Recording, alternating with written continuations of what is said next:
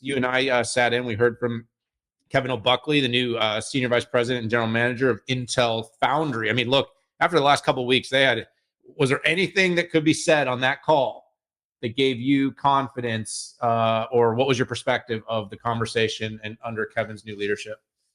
Yeah, so first off, a little bit of background on Kevin, right? Lineage, Marvell Tech. I believe I met him when I was at the last Analyst Day. He ran their ASIC business. Before that, he was at Vera. And then before that, he was VP at Global Foundries, where he was in charge of product development. And then he was at IBM for 17 years in tech development, even sales and relationship marketing. So his lineage is really good on this because he's got customer experience and he has founder experience. So, and this was really a meet and greet that Intel set up with the analysts that I appreciated. There was no new news brought out, even though I think the Intel press release said, what's new. They had disclosed that information either in earnings or in disclosures beforehand. So what is important, though, there were some affirmations about 18A, which literally is the process that Pat Gelsinger says will give the best performance at the lowest cost. That's including TSMC. TSMC recently said we beg to differ. Our 3 nanometer has better characteristics than 18A, and our 2 nanometer will run circles around it in terms of performance and cost. Those are fighting words, by the way. That's about as much out of TSMC as you're going to get. 2 first products, one for client and one for server, are powered and booting an OS. I loved the booting the OS part.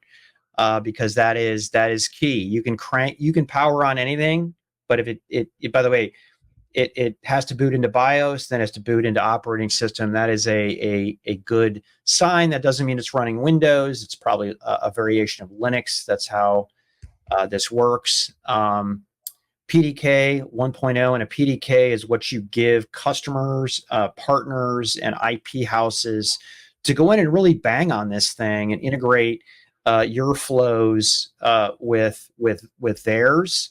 And even though the first tape outs for the Intel products, Panther Lake and Clearwater Forest, have already come out, the first external tape outs will be, and by the way, Intel is well beyond tape out with Panther and Clearwater. It's booting, as I said, but the first third-party external second half of 2025, which means those first products will likely show up in the first half of 2026, right? It takes about a year to go from tape out to high volumes. And then a little bit of an affirmation about the overall business, right?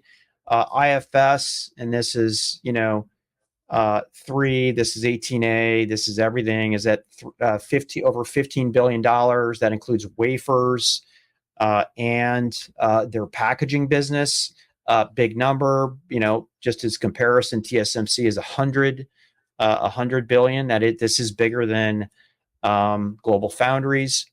And, in the Q4 call, Intel said they've taped out over 75 ecosystem and customer test chips and has 50 chips in the Foundry pipeline for 24 and 25.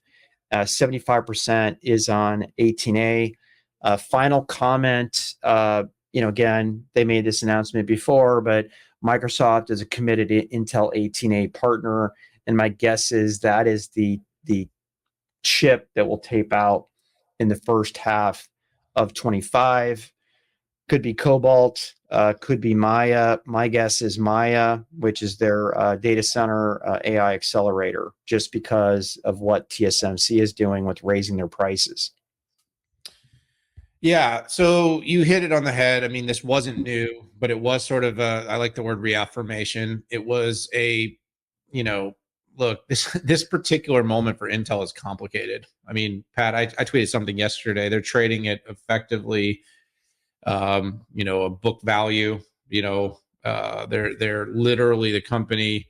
If it just liquidated its assets, that's what it's trading at. It's really hard to see this. This company's a national treasure.